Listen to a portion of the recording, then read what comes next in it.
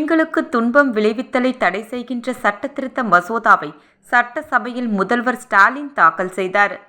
பாலியல் வன்கொடுமை வழக்கில் 14 ஆண்டுகளுக்கு குறையாமல் கடுங்காவல் தண்டனை அளிக்கும் வகையில் மசோதா கொண்டு வந்து நிறைவேற்றப்பட்டுள்ளது. சட்டசபையில் பேசிய முதல்வர் ஸ்டாலின், பெண்களின் சமூக பங்களிப்பு அதிகமாகி வருகிறது. இத்தகைய சூழலில் பெண்களுக்கு பாதுகாப்பான மாநிலமாக தமிழகம் திகழ்ந்து வருகிறது. பெண்கள் அதிகம் வேலைக்கு செல்லும் மாநிலமாக, பெண்கள் அதிகமாக சமூக பங்களிப்பு வழங்கும் மாநிலமாக தமிழகம் வளர்ந்து வருகிறது.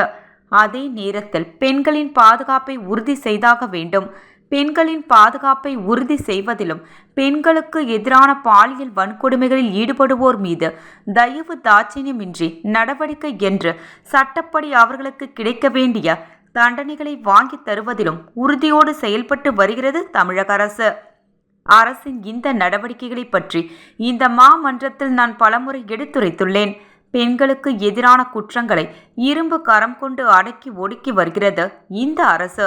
86 விழுக்காட்டிற்கு மேலான வழக்குகளில் 60 நாட்களுக்குள் குற்றப்பத்திரிகை தாக்கல் செய்யப்பட்டுள்ளது இந்த அரசில்தான்.